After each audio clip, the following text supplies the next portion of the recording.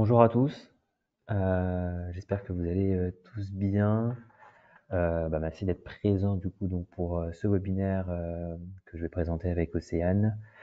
On va attendre un petit peu, allez, une minute ou deux, le temps que tous les participants arrivent et on va lancer la présentation. Bonjour à tous également et enchanté.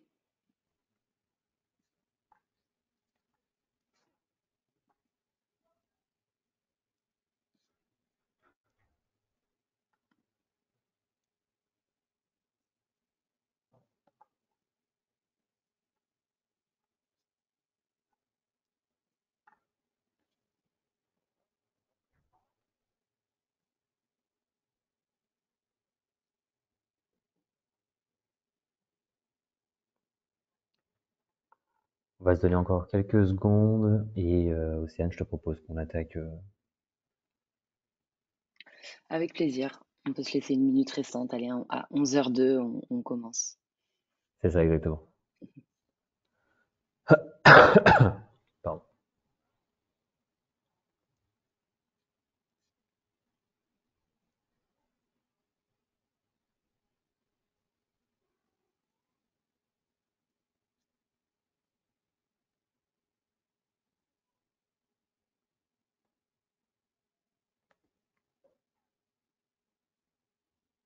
Je pense qu'on peut commencer. À la limite, ça fera venir les retardataires.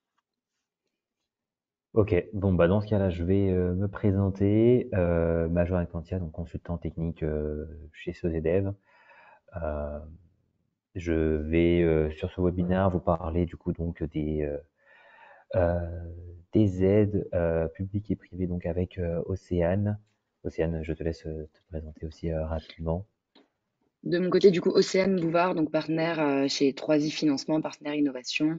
On vous représentera nos métiers respectifs, que ce soit Sogedev et 3i. L'idée aujourd'hui, c'est vraiment qu'on vous parle de financement non dilutif au global et puis qu'on vous permette de mieux vous orienter sur tous ces sujets-là.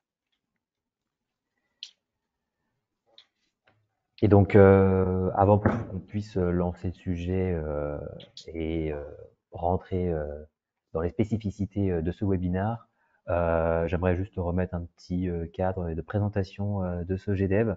Ce GDEV a été créé en 2022 et donc a fêté ses 20 ans il y a 2 ans. On est à peu près plus de 100 experts sur différentes disciplines, avec donc chacun un portefeuille client important. Donc, on recense à peu près 900 clients en France. Et donc, on cumule à peu près près de 5000 missions de conseil euh, sur nos différentes agences, donc situées un peu partout.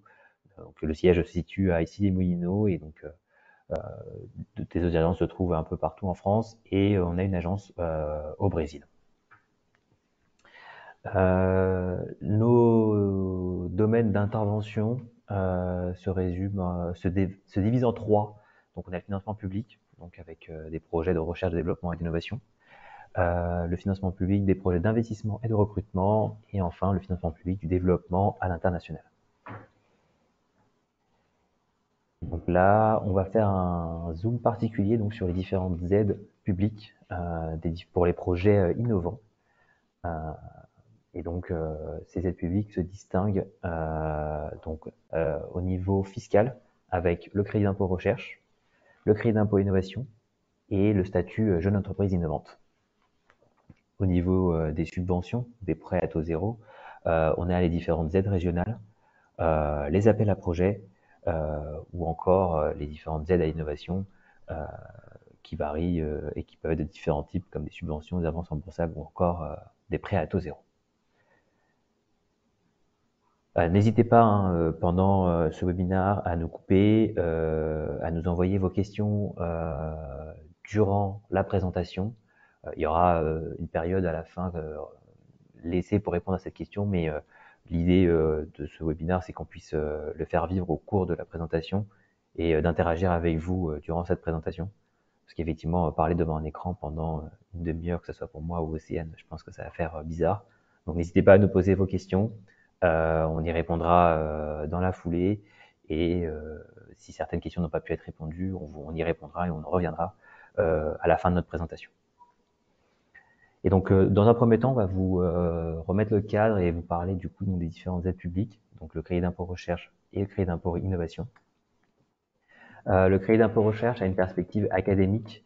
L'idée donc est de démontrer les incertitudes techniques et ou scientifiques rencontrées dans la réponse à la problématique de notre client. L'idée est de montrer après par la suite donc l'originalité des différents travaux réalisés et l'idée finale est de justifier un apport de connaissances et un progrès scientifique par rapport à l'état de l'art existant au début des travaux.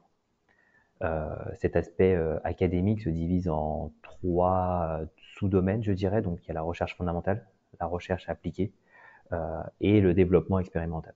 Donc, c'est les 3 zones que couvre le crédit d'impôt recherche. Et encore une fois, hein, je remets bien ça en avant, c'est l'idée effectivement de répondre à un état de l'art lacunaire par rapport à la problématique que les sociétés ont et du coup donc d'apporter de nouvelles connaissances reproductibles par d'autres. On différencie ce crédit d'impôt avec le crédit d'impôt innovation, où là on est sur la conception de prototypes et d'installations pilotes. Donc on a une vision marché. Donc l'idée est d'essayer de créer de nouveaux produits, apportant de nouveautés sur le marché et présentant des supériorités donc par rapport à leur propre version des années précédentes et également par rapport à leurs concurrents sur le marché. Les innovations peuvent être différentes, mais elles doivent essayer de répondre à des nouveautés, que ce soit sur le plan technique, ergonomique, fonctionnel, et de plus en plus on essaie d'aller chercher l'aspect éco-conceptuel de certaines solutions pour justifier la supériorité de ces produits. Comme vous pouvez le voir, donc les deux dispositifs sont complémentaires et cumulables. Effectivement, certaines entreprises commencent leurs travaux et cela ressemble énormément à des travaux de recherche, mais arrivé à un certain temps, ces travaux de recherche n'ont plus réellement de sens et on bascule sur le crédit d'impôt innovation, car on est sur un aspect produit, prototypage, et l'idée donc est que ces deux crédits d'impôt sont cumulables, donc sur des projets différents, au sein même d'une même déclaration, ou bien sur différentes phases d'un même projet, comme je vous l'ai dit, effectivement, l'évolution d'une plateforme, d'un logiciel, ou bien même de développement scientifique, du coup, peuvent rentrer dans ce cadre-là. Bien évidemment, pour pouvoir bénéficier de ces deux crédits d'impôt, il faudra distinguer les activités qui sont éligibles, les temps alloués par les personnes affectées à ces différents projets, leur profil et leurs missions sont très importants et de plus en plus l'administration est vigilante sur ces points-là. Et également, donc, de plus en plus, il nous est demandé d'avoir un suivi régulier des projets sous la forme de diagrammes de Gantt, par exemple, ou de tickets comme on peut trouver sous Jira, par exemple. Et donc là, un peu, on résume un petit peu les différentes attentes et des dépenses éligibles au CIR et au C2I. Jusqu'en 2022, le C2I permettait de financer 20% des dépenses d'innovation. Il est passé à 30%. La particularité est que cela implique la suppression des frais de personnel de 43% et des frais de matériel de 75%. Et donc, le CIR et le C2I sont au même niveau. L'autre point distinguant les deux crédits d'impôt est l'absence de plafond dans le cadre du CIR. Le C2I est plafonné à 400 000 € de dépenses de personnel.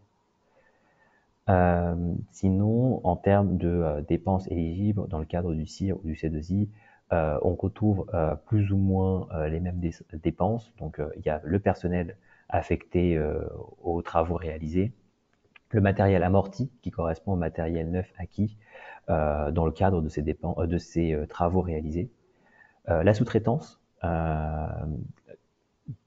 dont a bénéficié la société. Alors une particularité sur cette sous-traitance, il faut que les sociétés en question soient agréées au CIR ou au C2I pour pouvoir faire valoriser leurs factures dans le cadre du CIR ou du C2I.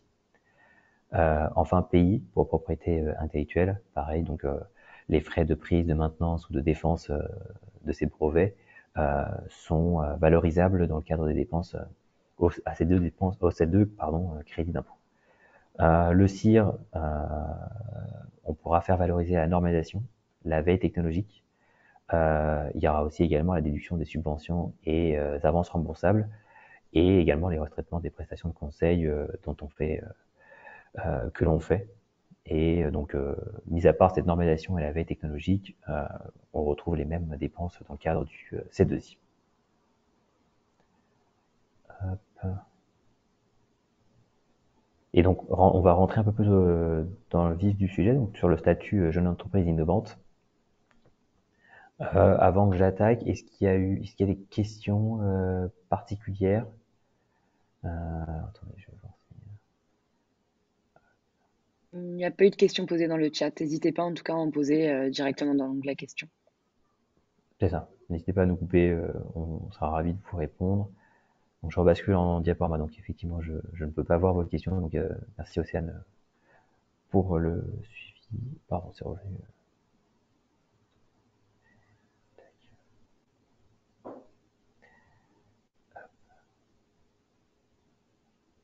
Non, toujours pas. Ok. 30 secondes, qu'on revienne sur la bonne page.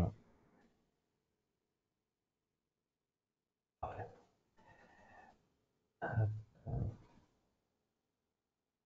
Et donc effectivement, donc le statut jeune entreprise innovante est lié au crédit d'impôt recherche.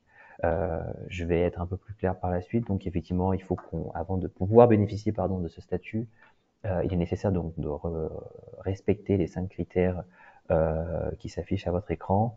Donc le premier, être une PME au sens européen, c'est-à-dire donc d'avoir moins de 250 salariés et également d'avoir un chiffre d'affaires de moins de 50 millions d'euros ou bien un bilan total de moins de 43 millions d'euros.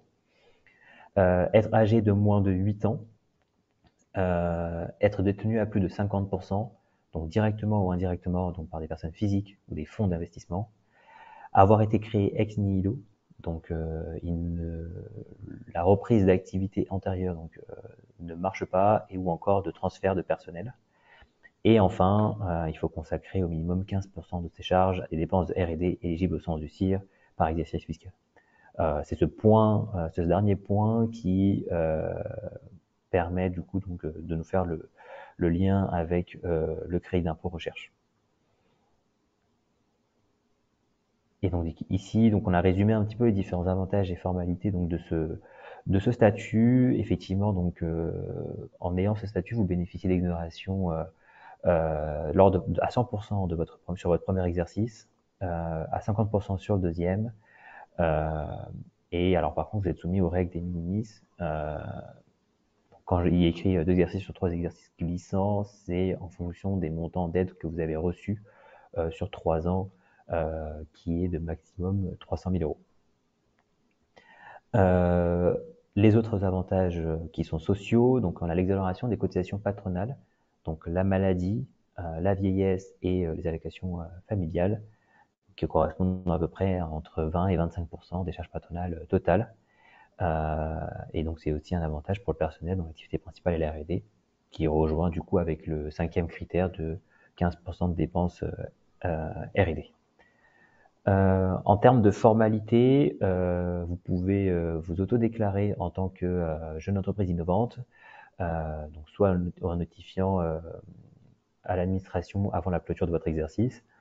Cependant, ce qu'on conseille énormément à nos entreprises, c'est de vérifier ce statut en déposant un rescrit JEI, donc pour faire valider ce statut et son éligibilité donc des projets R&D et donc du statut de la société auprès de l'administration. Et enfin, effectivement, donc ce statut JEI est cumulable avec le CIR C2I. Il ne gêne pas dans la récupération de ces crédits d'impôt. Si vous n'avez pas d'autres questions, je vais laisser Océane reprendre la main. Je vais arrêter le partage.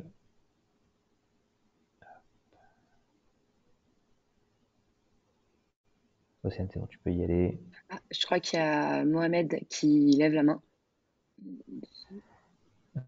Peut-être une question. Alors, effectivement, pour les dépenses personnelles, y a-t-il que les salaires? Effectivement, Monsieur Talfi, quand on parle de dépenses de personnel, effectivement, c'est bien les salaires des personnes affectées aux différents projets.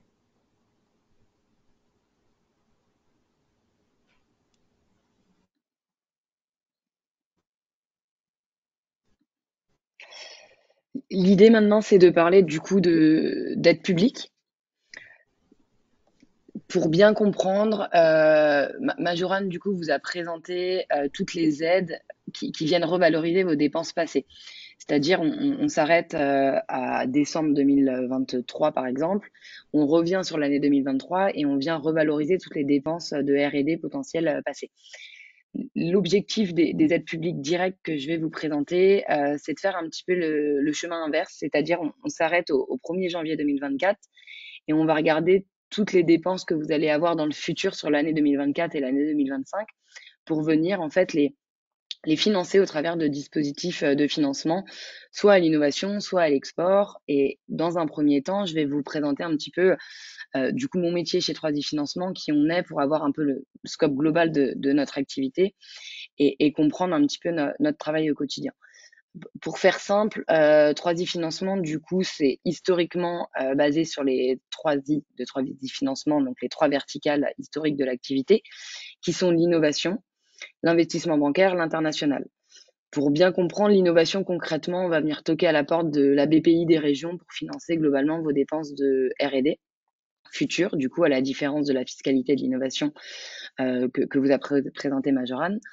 L'investissement bancaire, bon, les banques traditionnelles que vous connaissez, et l'international, même sujet, on toque à la porte de la BPI des régions pour financer plutôt vos dépenses à l'export. De notre côté, bon, on grandit forcément avec les boîtes qu'on accompagne. On a structuré plutôt une verticale liée à l'impact, donc avec des financeurs très spécifiques impact que je vous détaillerai dans la présentation, et Boost qui vient en fait finalement faire un sorte de facilitateur dans l'écosystème, vous permettre d'avoir des intros avec des partenaires experts du domaine ou alors avec des fonds ou des business angels si sujet de levée de fonds. Notre métier, du coup, c'est vraiment de structurer tous les dossiers de financement au travers de tous ces dispositifs non dilutifs pour vous faire gagner du temps. L'idée là de cette présentation, c'est vraiment de vous présenter les bonnes pratiques à avoir et les dispositifs associés pour que vous puissiez avoir toutes les billes demain pour vos financements, pour les financements que vous allez solliciter. Sur la partie financement public à l'innovation, donc de manière directe, on va venir structurer trois grands critères d'éligibilité. Le premier étant votre projet innovant. Donc, je ne vais pas forcément rentrer dans le détail de ce critère-là, mais l'intérêt, c'est de montrer aux financeurs que vous créez quelque chose de nouveau sur le marché, donc un petit peu comme le CIR ou le C2I, que ce soit très axé sur la recherche ou plutôt axé sur le marché, au minima. Donc l'idée, c'est vraiment de montrer votre axe différenciant par rapport à votre concurrence. Donc je mets de côté le critère numéro 1 qui est le projet innovant. Là, l'idée, c'est vraiment de se concentrer plutôt sur l'aspect compta, fonds propres et trésorerie. Concrètement, pour faire simple, pour aller chercher un financement direct, donc dans le futur pour financer vos dépenses futures, on va venir regarder vos fonds propres. Quand je parle de fonds propres, je parle de votre capital de départ, donc ce que vous avez mis vous en tant que financeur dans la société pour créer la boîte. Tout ce qui est apport en compte courant d'associé à partir du moment où c'est bloqué et que vous justifiez que vous n'allez pas vous rembourser les comptes courants d'associés pendant la durée du programme, là aussi, ça va être considéré comme des fonds propres. Les primes d'émission, donc s'il y a eu forcément une levée de fonds, ça va venir grossir votre enveloppe de fonds propres. Et votre résultat positif va venir augmenter vos fonds propres, négatif va venir diminuer vos fonds propres. L'idée, c'est d'avoir du coup une vision sur cette enveloppe globale, donc capital, prime d'émission, résultat potentiellement, ce qui va vous permettre en fait de définir votre enveloppe totale pour aller chercher du financement non dilutif au travers de financeurs comme la BPI, comme les régions, comme les banques, comme l'ADEME, si sujet impact, je reviendrai là-dessus. Attention, on est quand même censé venir soustraire la dette déjà existante dans une entreprise. En gros, concrètement, l'idée, c'est d'avoir une vision quand même du gearing, c'est-à-dire de votre ratio fonds propres dette, pour montrer aux financeurs, OK, je prends des montants complètement aléatoires, j'ai 500 000 de fonds propres, parce que potentiellement, j'ai mis 10 000 euros en capital, j'ai un résultat net de 90 000 et j'ai levé 400 000. Donc, j'ai 500 000 en fonds propres. Sur ces 500 000 là, finalement, j'ai quand même déjà engagé 400 000 de dettes. Donc, il va me rester uniquement 100 000 de fonds propres disponibles pour un nouveau financement. C'est un petit peu la logique à avoir. On prend mon enveloppe totale, je viens soustraire la dette et je regarde ce qui reste. Ça, c'est pour la partie purement compta et purement théorique, combien je peux aller chercher de nouveaux financements auprès de financeurs publics. Il y a un autre point à avoir en tête, c'est plutôt la partie trésorerie. C'est-à-dire que je peux avoir 500 000 de fonds propres, mais je peux avoir utilisé l'intégralité de ces fonds et finalement, il me reste zéro sur mon compte en banque. L'aspect trésorerie, c'est de se dire, il faut qu'il me reste un minima de cash sur mon compte en banque parce que quand vous allez faire vos demandes de financement, vous allez en fait potentiellement être amené à faire un screen de votre trésorerie. Donc, c'est indispensable d'avoir un minimum de cash sur votre compte. Et ça fait sens avec le troisième critère d'éligibilité qui est plutôt axé aux dépenses que je vous détaillerai dans un second temps. Mais l'idée pour un financeur, c'est de se positionner en cofinancement. Donc, il faut que vous disposiez d'un minimum de cash pour avancer les frais, en fait, finalement, avec le cofinanceur. Je ne sais pas si c'est clair, si vous avez des questions sur cette verticale-là, mais globalement, ce qu'il faut retenir, c'est voilà, le maximum d'intervention, c'est le montant de vos fonds propres. Il faut quand même avoir un minimum de trésor sur votre compte pour venir toquer à la porte d'un financeur. Et attention pour les entreprises de plus de 3 ans, pardon, on va devoir calculer ce qu'on appelle le ratio entreprise en difficulté. Alors le mot fait peur, ça ne veut pas dire que forcément la boîte va couler. Simplement, c'est un ratio européen qui est demandé du coup pour pouvoir être financé. On va venir prendre en fait votre capital, vos primes d'émission, qu'on va venir diviser par 2, et on va venir additionner, en l'occurrence plutôt soustraire quand on est amené à le calculer et à se poser la question, vos résultats, vos réserves, vos reports à nouveau, pardon. Et l'idée, c'est d'avoir un ratio supérieur à 0 pour pouvoir être financé. Si c'est pas le cas, entre guillemets, pas de panique, votre comptable sait bien le faire. Il faut faire ce qu'on appelle un apurement des pertes avec vos primes d'émission, donc un coup d'accordéon. Concrètement, on vient simplement annuler le plus avec le moins. Donc annuler les primes d'émission positives avec les résultats, les reports à nouveau, les réserves qui peuvent être négatives. Ça, faut pas hésiter à le faire en fait après que votre liasse fiscale soit sortie et valider ce sujet-là au moment de l'AG de validation des comptes. C'est un petit peu le thème du jour finalement fin mars. Vous allez tous avoir ce sujet d'AG de validation des comptes. Donc si c'est le cas que vous êtes entreprise en difficulté, rebouclez avec votre comptable pour pouvoir valider au moment de l'AG ce sujet-là. Ça évite de payer une AG supplémentaire pendant l'exercice. C'est un point assez important parce que c'est vraiment un ratio européen que les financeurs publics prennent en compte absolument. Après avoir parlé vraiment des critères d'éligibilité et notamment de l'aspect fonds propres, l'idée c'est de venir un petit peu comprendre l'état d'avancement de votre entreprise, votre maturité et les dépenses associées. On a l'habitude en gros de structurer la vie d'une entreprise globalement en 3 grands axes. La création, l'amorçage, le développement. La création, on va être amené finalement à avoir surtout, plutôt en tout cas, des dépenses liées à votre techno, à votre R&D, c'est-à-dire à la construction de votre actif technique. La phase d'amorçage, vous allez forcément encore avoir de l'amélioration continue sur votre outil, mais potentiellement aussi une phase de vente où vous allez être amené à recruter un sales, structurer votre budget marketing, votre besoin de BFR, etc. La phase de développement, quant à elle, forcément regroupe encore une fois la techno parce qu'il y a encore de l'amélioration continue, la vente en tant que telle, mais potentiellement aussi peut-être le déploiement à l'international si demain vous souhaitez vous exporter dans d'autres pays. En ayant posé ces bases-là, on va venir du coup regarder les dépenses que je viens de vous citer en fonction des grandes étapes de vie d'une entreprise, la techno, l'attraction commerciale et demain, dans la phase de développement, la techno, l'attraction commerciale et l'international. Et on va venir y allouer des financements des dispositifs de financement. Je ne vais pas forcément vous lister tous les dispositifs existants parce que là, on en aurait pour la journée. Mais globalement, ce qu'il faut comprendre, c'est que dans la phase de création, vous allez plutôt être amené à avoir des dispositifs de subvention. Je prends l'exemple de la bourse French Tech, qui est la subvention la plus classique, en tout cas pour les entreprises de moins d'un an.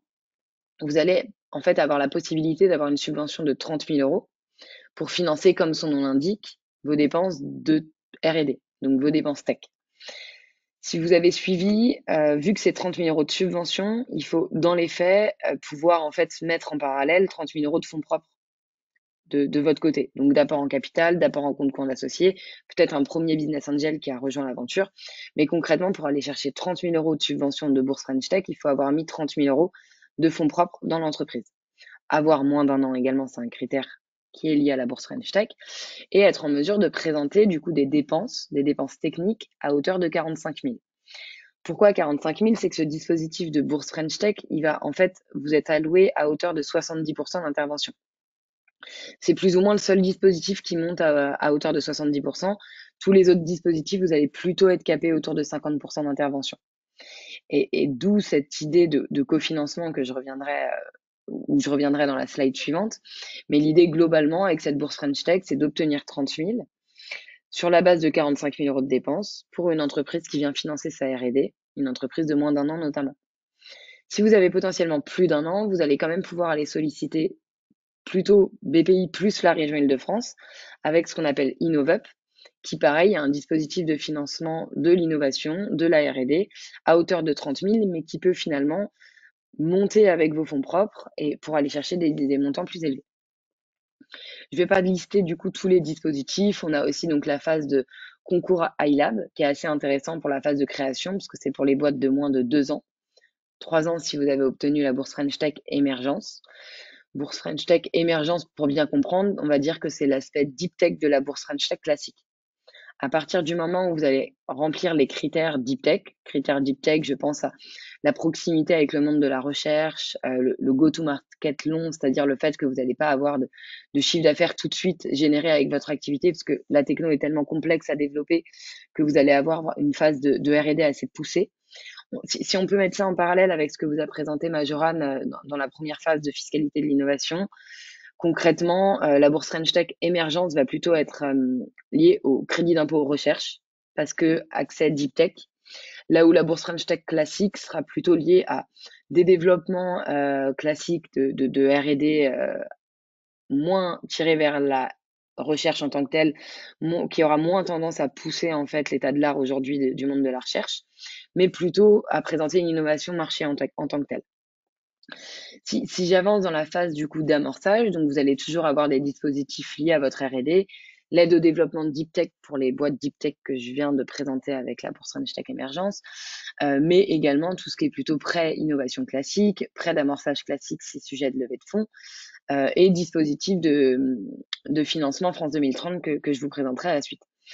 Phase de développement plus long terme, là on va rajouter du coup les étapes internationales, les dépenses à l'international, potentiellement l'assurance prospection, qui est un dispositif assez intéressant pour financer vos dépenses à l'export. Quand je parle de dépenses à l'export, potentiellement vous êtes déjà positionné en France, vous faites du chiffre d'affaires en France, mais vous souhaitez demain vous exporter, je dis n'importe quoi, au Benelux, donc en Belgique, au Luxembourg, peu importe, et vous allez être amené à avoir des dépenses de prospection dans ces pays cibles. Donc des dépenses qui sont plutôt liées à votre recrutement de sales, de force de vente, à des salons spécifiques, etc. Là, il y a aussi des dispositifs de financement intéressants. Ce qu'il faut comprendre au travers de cette slide, concrètement, c'est qu'en fonction des ressources des besoins que vous allez avoir, donc soit techno, soit sales, soit international, vous allez amener des ressources, donc des dispositifs de financement. Troisième point, la partie dépenses. Donc, si je reviens un petit peu dans ce que je vous ai présenté, le critère numéro 1, c'est la partie du coup projet en tant que tel, donc soit innovant, soit très lié avec le monde de la recherche. L'aspect fonds propres qui est indispensable vraiment pour le coup et l'aspect réseau. Et le troisième point est évidemment l'aspect dépenses éligibles. Je viens de vous spoiler un petit peu les différentes dépenses, mais concrètement, ce qu'il faut retenir, c'est on va avoir une enveloppe plutôt liée à l'innovation, à la recherche avec un petit peu comme le CIR et le C2I, des dépenses du coup liées aux frais de personnel, donc à des des personnes en fait en interne chez vous qui vont bosser concrètement sur le projet. Donc ça peut être des ingénieurs, ça peut être des doctorants, peu importe. En fait, leur salaire va être pris en compte dans ces dispositifs de financement. Ça va être également le petit bonbon entre guillemets que BPI propose, c'est les frais forfaitaires à hauteur de 20% des frais de personnel qui sont les salaires de vos CDI en interne. BPI en fait va allouer 20% supplémentaires à ces frais de personnel parce qu'ils estiment qu'un CDI dans la boîte va vous coûter aussi potentiellement un peu plus cher que son salaire en tant que tel. Ça va être des frais externes, donc des sous-traitants, des boîtes de développement spécifiques, des labos, peu importe, et de l'IP. Si demain vous êtes amené à faire des dépôts de brevets, ça rentre aussi dans tout ce qui est dépenses R&D, dépenses à l'innovation. Pour la partie export, donc si demain vous souhaitez vous exporter dans d'autres pays et aller toquer à la porte de l'assurance prospection, là vous allez plutôt présenter des dépenses qui sont liées au recrutement de sales dans le pays cible, aux frais de déplacement de ces profils commerciaux. Ça va être aussi des frais de salon, des études de marché, etc. Ce qu'il faut bien comprendre, c'est quand on est amené à faire une demande de financement, il faut vraiment que votre budget de dépenses soit bien structuré en fonction de la demande à présenter. Je vous ai présenté surtout les dispositifs classiques, c'est-à-dire BPI avec des dispositifs de subvention, de prêt ou d'export. L'aspect bancaire que je vous représenterai un peu plus en détail dans la slide suivante. J'ai souhaité aussi vous présenter plutôt l'aspect France 2030 qui est assez intéressant si vous voulez pour comprendre. France 2030, c'est une enveloppe gouvernementale qui a été du coup structurée par le gouvernement pour venir financer des thématiques très stratégiques de l'État, du moins sur lequel l'État doit se positionner en priorité. Donc on a des dispositifs qui sont liés à la production, donc que ce soit la production d'énergie, d'agro, donc d'alimentation, d'industrie, du transport, mais également le sujet de vivre, de mieux vivre, avec la qualité de vie, donc que ce soit pareil l'alimentaire, la santé, la culture, et plutôt axé à la compréhension du monde de demain, donc des formations en tant que telles, mais également la compréhension de l'espace ou des sous-marins. Concrètement, ce que ça signifie, c'est qu'on va avoir des grandes thématiques sur lesquelles le gouvernement a associé des dispositifs donc très spécifiques, ce qu'on appelle des appels à projets globalement. Je vous ai mis deux exemples aujourd'hui. Un exemple qui est, on va dire, le petit frère France 2030, qu'on appelle Leader PIA si vous êtes immatriculé à Paris même ou en Île-de-France, ou projet d'innovation si vous êtes immatriculé en région. Petit astérix, le projet d'innovation existe partout sauf en Nouvelle-Aquitaine malheureusement. Ce dispositif du coup de projet d'innovation au Leader PIA va venir financer votre R&D exclusivement pour vous permettre d'accélérer justement dans l'idée vraiment c'est d'accélérer l'émergence de techno assez impactantes dans des secteurs prioritaires que je viens de vous citer. Pourquoi je disais que c'était plutôt orienté autour du petit frère de France 2030, c'est parce qu'on va être sur des budgets maximum à 500 000 euros. Si on est sur des budgets maximum à 500 000 euros, ça veut dire qu'on est sur des enveloppes de dépenses à 1 million, parce qu'on va avoir 50% d'intervention. Donc là, c'est l'enveloppe maximum. L'enveloppe minimum, quant à elle, est à hauteur de 75 000. L'avantage de ce dispositif-là, c'est qu'on va avoir 2 tiers de subvention, 1 tiers d'avance remboursable. Donc, très intéressant. Par contre, attention, c'est des temps très longs. C'est des instructions quand même assez complexes. Il faut vraiment être sûr de rentrer dans le cahier des charges en tant que tel, dans la thématique aussi avant même, et avoir un minimum de fonds propres pour pouvoir y aller. Les grands frères, disons, si on peut appeler ça comme ça, vont être les appels à projets très spécifiques, c'est-à-dire potentiellement ce que je vous ai cité là dans ma slide, ça sera Demotas, c'est un développement en fait de briques techno plutôt lié au système énergétique, donc ça va être soit du photovoltaïque, soit de l'éolien, soit des systèmes énergétiques en tant que tels, donc ça peut être des algos de monitoring de l'énergie potentiellement pour mieux utiliser nos réseaux électriques pardon et justement la ressource verte photovoltaïque et éolienne qui est assez complexe aujourd'hui à faire rentrer dans le réseau. Bref, là on est sur des montants du coup plus importants qui vont en général jusqu'à 3 millions, mais qui sont minimum à hauteur de 500 000. Donc en gros, vous l'avez compris, vous allez avoir la première branche qui est la branche leader PIA, projet d'innovation. Puis si on est sur des montants plus importants, on va aller vers des appels à projets spécifiques par thématique. Là, je vous ai cité quelque chose de très lié à l'énergie en tant que telle, donc c'est cofinancé avec l'ADEME et la BPI, mais on a aussi des dispositifs dans d'autres domaines. Je pense notamment à la métaverse et à l'immersion en fait dans la culture demain, qui là est financée exclusivement par la BPI. Je vous ai parlé beaucoup de BPI, de régions, d'appels à projets. Faut pas oublier les banques qui sont aussi des dispositifs de financement assez intéressants. Les banques standards que vous connaissez tous, que je vous ai citées à droite de la slide. Gardez en tête que c'est assez important d'avoir une banque traditionnelle. Pourquoi? C'est que Conto, c'est très bien. Toutes les boîtes en création vont utiliser Conto ou du moins des banques en ligne. Mais les banques en ligne ne permettent pas potentiellement d'avoir des autorisations de découvert, des billets de trésorerie, des crédits bail, etc. Et pour la petite anecdote, pour bien comprendre, pendant la période Covid et la période des PGE, les boîtes qui étaient exclusivement chez Conto n'avaient pas accès au PGE en tant que tel. Donc, elles ont été bloquées malheureusement sur ces sujets-là parce qu'elles n'avaient pas un compte dans une banque traditionnelle, concrètement. Donc, ce qui peut être assez dommage. Il faut bien voir la banque comme un partenaire en fait sur toute l'aventure de votre boîte. Attention, les banques se rémunèrent sur les flux. Donc, idéalement, si elles vous proposent un prêt bancaire, du crédit bail, des autorisations de découvert, peu importe, l'idée, c'est que vous jouez le jeu aussi de votre côté et que du coup, vous rapatriez tous vos flux de trésor, donc votre CA, au travers de cette banque. Les banques aujourd'hui, du coup, historiquement, étaient vraiment des banques de quartier. Elles ont créé maintenant des pôles innovation qui marchent très très bien. C'est vraiment, en tout cas, si vous si vous disposez d'un projet innovant, il faut vraiment aller sur ces business units de banque qui sont les business units innovation. Et elles grandissent aussi avec les boîtes qu'elles accompagnent de la même manière que nous. Et elles ont structuré du coup des pôles impact. Les pôles impact permettent de faire du cofinancement et notamment d'aller aussi activer des cofinancements au travers de France Active, de PIE pour les boîtes parisiennes.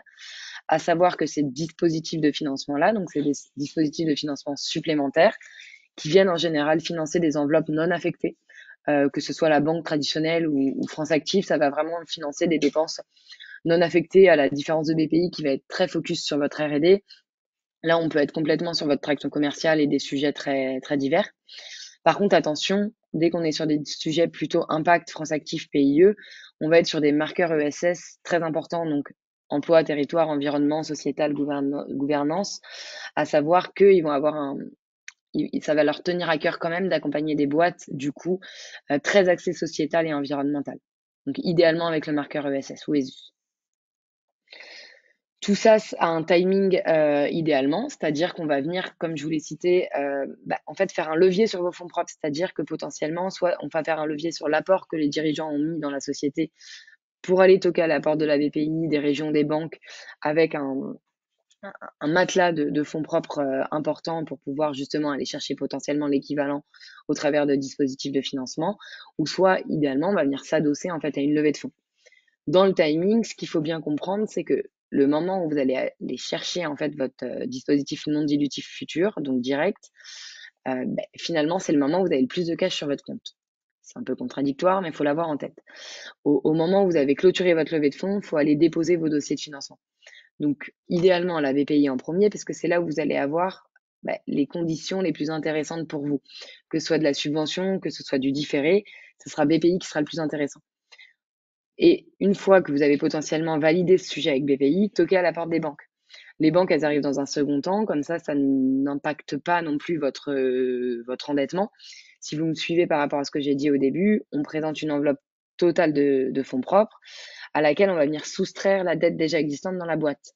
Donc, autant sécuriser de la dette bonifiée, BPI, avec du différé, ou de la subvention qui ne vient pas impacter votre taux d'endettement, pour ensuite aller toquer à la porte des banques. Quand on toque à la porte des banques, en plus, pour le coup, une fois qu'on a le guichet BPI assez intéressant, ça fait le tampon innovation en fait qui a été validé. Et dans les faits, comme en général BPI, soit c'est de la sub, soit c'est du différé, les banques ont une garantie de remboursement aussi elles de leur côté. Tout ça pour dire que pour aller toquer en fait à la porte de ces différents dispositifs, il faut aller adresser des dossiers de financement. C'est à ça qu'on sert, que ce soit Sogedev ou 3i Financement. C'est aussi à vous accompagner dans le montage de ces dossiers-là et à prendre en fait toute cette charge de travail pour pour vous permettre de focus vraiment sur le cœur de votre activité, faire du CA ou développer votre techno. Mais concrètement, ce qu'il faut retenir, c'est que pour aller du coup toquer à la porte de ces différents financeurs, on va devoir proposer différents livrables, que ce soit des livrables Word, où on va présenter du coup le demandeur, l'activité, modèle éco, marché, concurrence, avantages concurrentiels. Je reviens là-dessus parce que du coup, c'est ce qui fait sens avec l'aspect innovant de votre projet. C'est franchement la partie assez importante dans le dossier de financement. C'est vraiment l'aspect innovant, c'est-à-dire en quoi vous vous différenciez de la concurrence. Idéalement, faut vraiment mettre en avant du coup des concurrents. Vous avez forcément des concurrents, que ce soit direct ou indirect, et vraiment montrer l'avantage concurrentiel justement que vous développez vous grâce à votre actif technique ou à votre solution par rapport à la concurrence. On va faire un focus du coup qui va varier, qui va être différent en fonction des différents financeurs qu'on va venir adresser sur la partie projet en tant que tel. Si on vient adresser la BPI avec une demande de financement à la R&D, là on va présenter du coup votre roadmap de développement technique avec des axes de développement en vulgarisant un petit peu la techno pour permettre de comprendre simplement les grands axes de dépenses et les grands axes de développement. Si demain on toque plutôt à la porte d'une banque, là on va plutôt avoir une vision stratégie de développement, de commercial. Oubliez pas que les banques, elles veulent quand même voir une renta du CA. Donc, en fait, elles veulent voir potentiellement, elles veulent investir dans quelque chose qui va potentiellement vous permettre de générer du chiffre. Donc, soit de l'attraction commerciale, recrutement de profils commerciaux, de stratégie marketing, ou structuration de votre actif technique qui va vous permettre de vous différencier sur le marché et donc au travers de la concurrence, et donc de faire plus simplement du CA. Si on toque à la porte du coup de la BPI avec des sujets export, là on aura plutôt une stratégie de déploiement à l'export. Donc globalement, voilà, aujourd'hui je me suis bien implantée sur le marché français. Je souhaite aller à l'export. Comment faire? Finalement, j'ai une stratégie de visibilité, de salon, de commerciaux sur place, etc. Et tout ça va forcément être habillé avec un business plan prévisionnel financier sous la forme d'un format Word, avec du coup pour le coup votre historique financier, votre plan de financement et demain votre plan de trésorerie avec une prévision du chiffre d'affaires forcément sur 3 ans. Faut quand même avoir une vision assez cohérente entre les différents financeurs, mais adaptée tout de même en fonction de ce qu'ils souhaitent financer. N'hésitez pas, du coup, si vous avez la moindre question. L'idée des 15-20 minutes récentes, c'est de répondre justement à toutes ces questions et, et de pouvoir essayer de vous permettre de vous orienter un petit peu mieux dans tout ce qui est financement non dilutif, que ce soit direct ou indirect. J'ai pas vu du coup s'il y avait quelques questions. Je crois qu'il y en a plusieurs. On va essayer de les prendre dans l'ordre. La première question du coup de Carole était quid des subventions d'investissement dans les fonds propres ou pas? Si je suis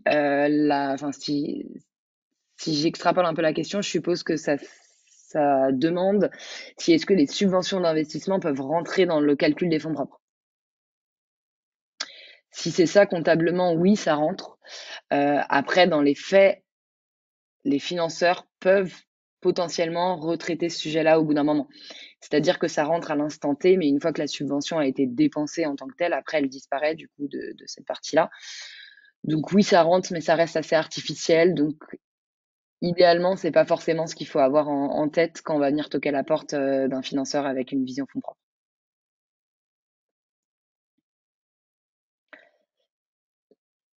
On a une deuxième question qui est plutôt sur la bourse French Tech également, mais j'ai pas la suite de la question.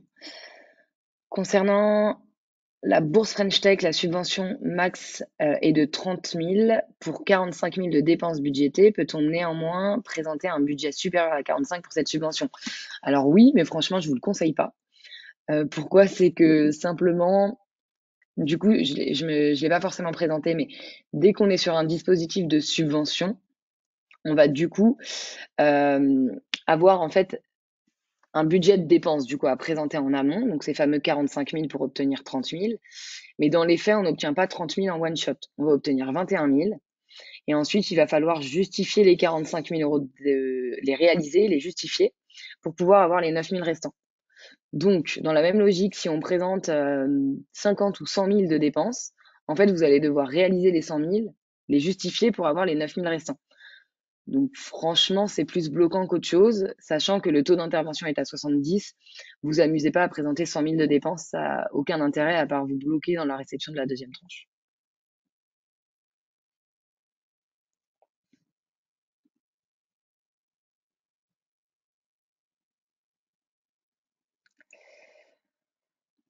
Je vois pas d'autres questions. Je sais pas si tu as des questions de ton côté, Majoran. Non, de mon côté, j'ai pas d'autres questions non plus. Je vérifie quand même, mais je regardais depuis tout à l'heure pour voir s'il y en avait, mais il y avait une personne qui avait une question, mais tu as pu y répondre aussi lors de ta présentation. Donc c'est parfait. On va quand même Mais du encore coup, pour laisser. revenir, ouais. Pardon, J'allais vas-y. dire pour Non, non, revenir sur l'aspect subvention, c'est le cas avec la bourse French Tech, du coup la subvention à la création pour les boîtes de moins d'1 an où on présente 45 000 pour obtenir 30 000 en deux tranches, donc 21, puis 9 000 après avoir réalisé les dépenses et les justifier. C'est le cas aussi quand on arrive dans des dispositifs de subvention que je vous ai présentés, donc Leader Paya, projet d'innovation, qui sont des budgets potentiellement plus importants. Donc si je reprends l'exemple de ces budgets-là, on était sur des enveloppes de demande de financement à 500 000 et des budgets du coup à 1 million au maximum. Et dans les faits, on va obtenir en fait ces 500 000 en deux tranches. On va obtenir en fait 50% du montant au début. Ensuite, il va falloir justifier les 1 million de dépenses pour pouvoir derrière obtenir les 50% restants. ok.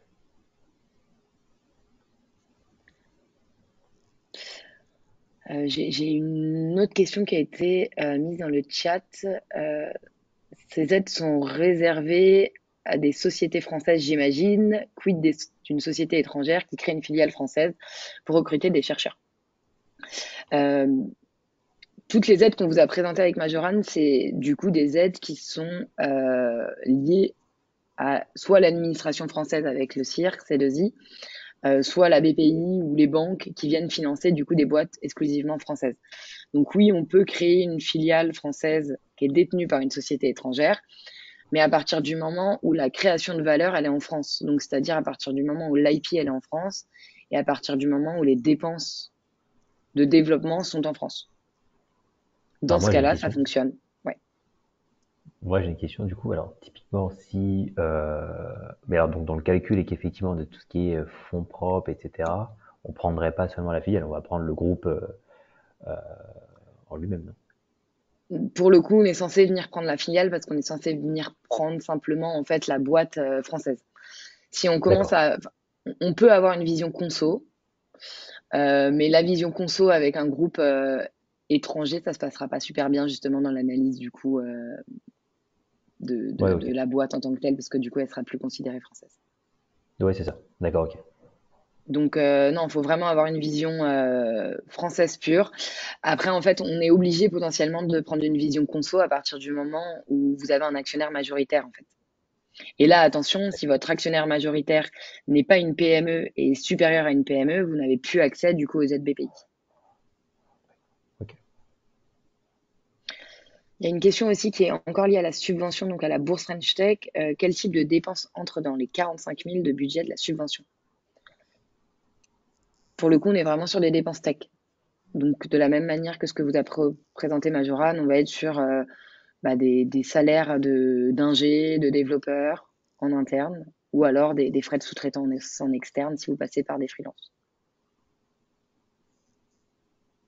Corrige-moi hein, si je me trompe, mais j'avais vu des aides de certains de mes clients où effectivement, en plus de ces frais, on avait également des dépenses liées à des brevets, etc. aussi. Donc, Ouais, typiquement, tout ce qui est lié à la tech, etc. rentre également. complètement. Et si on veut être vraiment large, en fait, c'est tout ce qui est lié à l'étude de faisabilité technique d'un projet. Donc, en fait, des études de marché orientées tech pourraient fonctionner. Je prends des pincettes quand même en disant ça parce que quand Oui, même théoriquement, on est censé présenter des dépenses tech. Donc, si oui. vous mettez que des dépenses d'études de marché ou de conseils, ça sera sûrement retoqué par la BPI au moment du constat de fin de programme. Ok.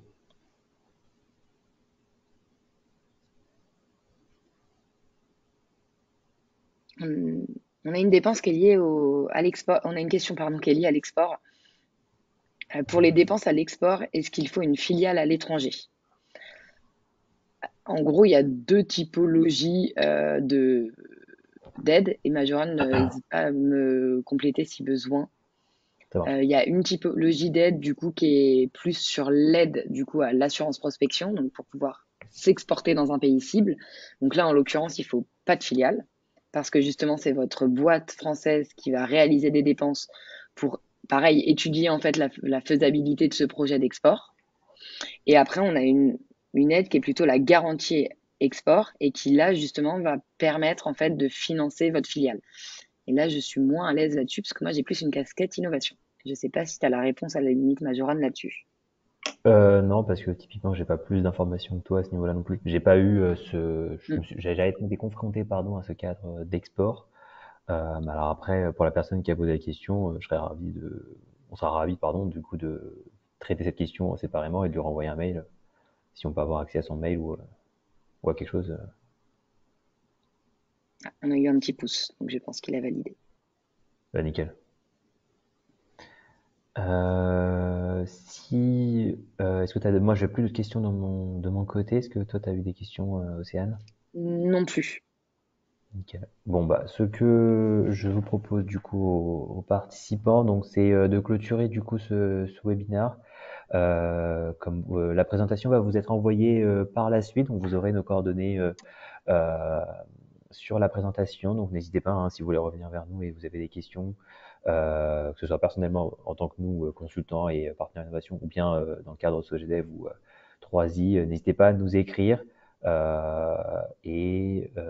J'espère que notre présentation a été claire, qu'on a été euh, suffisamment informatif sur les sujets du coup traités, donc aide publique, aide privée. Euh, et voilà, je vous remercie du coup pour votre présence. Et Océane, si tu as un dernier mot aussi, je te laisse. Pareil, n'hésitez pas à nous recontacter si vous avez la moindre question. Vous aurez nos coordonnées du coup dans la présentation. Et oui, en espérant avoir été assez pédagogue dans l'explication, il y a pas mal de dispositifs existants, donc c'est toujours assez complexe de faire une vision très globale. Donc c'est plus sympa et plus intéressant pour vous aussi d'avoir une vision aussi assez personnalisée one-to-one. Donc n'hésitez pas à nous Voilà, solliciter derrière. Et et merci bien à sur tous en ce, tout cas. bon, en tout cas, ouais, merci à tous. Je vous souhaite à tous et à toutes une très bonne journée. Et n'hésitez pas à nous écrire si besoin. Bonne journée à tous. Au revoir. Bonne journée.